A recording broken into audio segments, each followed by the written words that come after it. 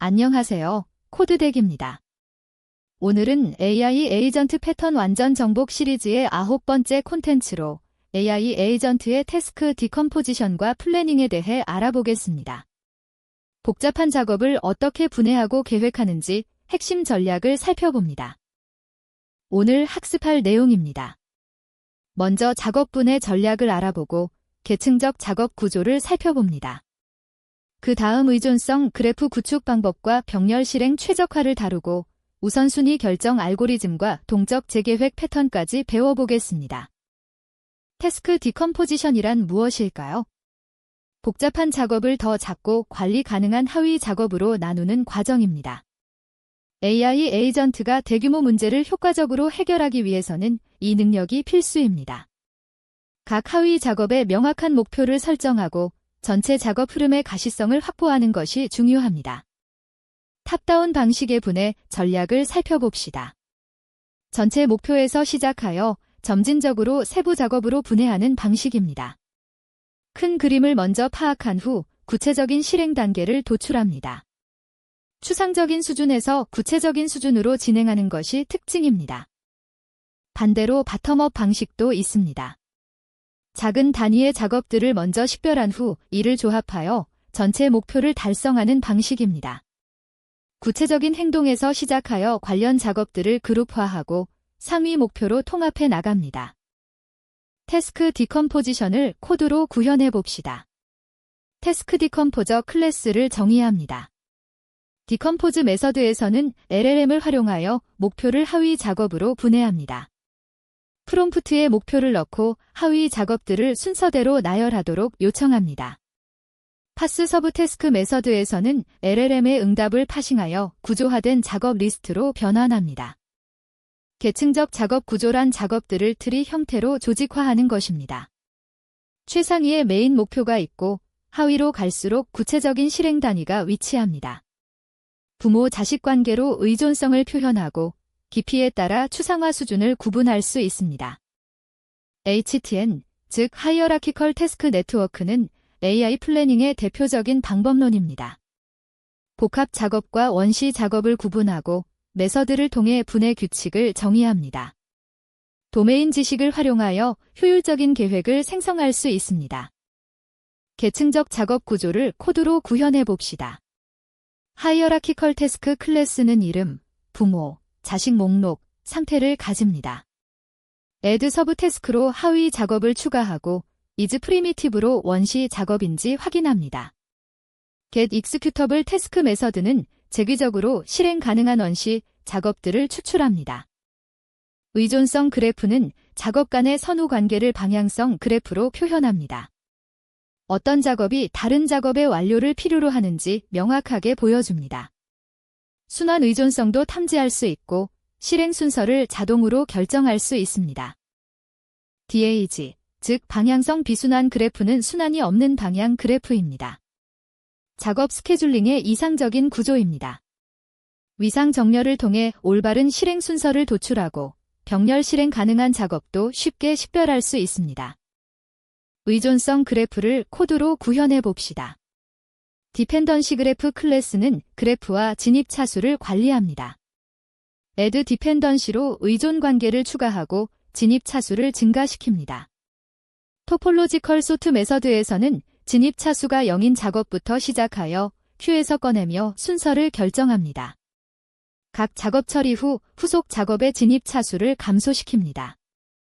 병렬 실행의 필요성을 알아봅시다. 의존성이 없는 작업들은 동시에 실행할 수 있습니다.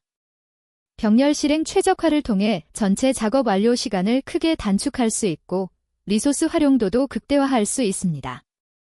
병렬 실행 레벨 분석을 통해 동일 레벨의 작업들을 식별합니다.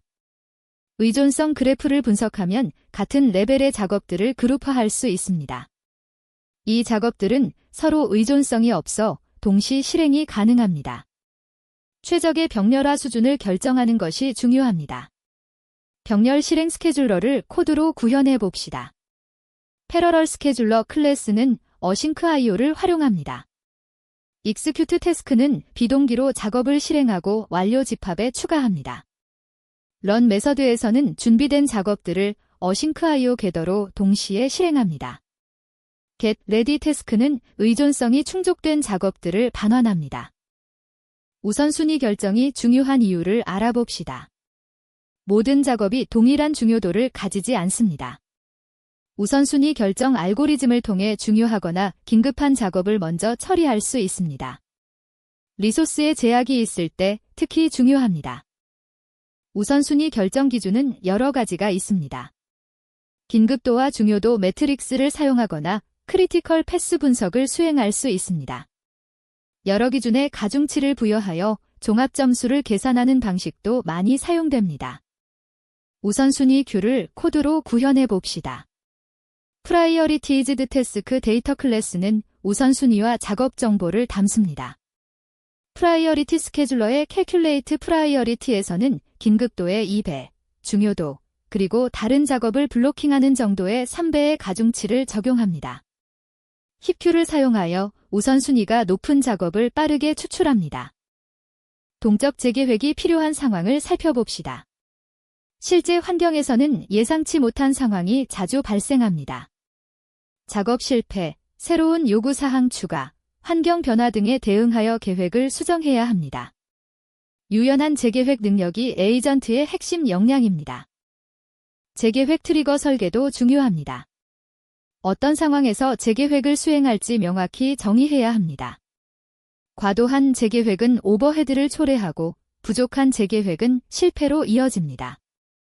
실패 임계값을 설정하고 상태 변화를 모니터링하는 것이 필요합니다. 동적 재계획을 코드로 구현해 봅시다. 다이내믹 플래너 클래스는 계획과 실패 횟수를 관리합니다. Execute with Replan 메서드에서는 계획을 실행하다가 실패하면 실패 횟수를 증가시킵니다. 최대 제시도 횟수를 넘으면 리플랜 메서드를 호출합니다. 리플랜에서는 현재 상태를 반영하고 실패한 작업을 제외하여 새 계획을 생성합니다. 리액트 패턴과 재계획의 관계를 알아봅시다. 리액트 패턴은 추론과 행동을 반복하며 동적으로 계획을 조정합니다. 리즌, 액트, 옵저브 사이클을 통해 매 단계에서 관찰 결과를 바탕으로 다음 행동을 결정합니다. 유연한 계획 수정이 가능합니다. 마지막으로 실전 적용 전략을 정리합니다. 태스크 디컴포지션과 플래닝을 실제 AI 에이전트에 적용할 때는 도메인 특성을 고려해야 합니다. 분해 깊이, 병렬화 수준, 재계획 빈도를 적절히 조절하여 안정성과 유연성의 균형을 맞추는 것이 중요합니다. 오늘은 AI 에이전트의 태스크 디컴포지션과 플래닝에 대해 알아보았습니다. 작업분의 전략부터 계층적 구조, 의존성 그래프, 병렬 실행, 우선순위 결정, 동적 재계획까지 핵심 개념을 살펴봤습니다. 여러분의 AI 에이전트 개발에 도움이 되길 바랍니다. 시청해주셔서 감사합니다.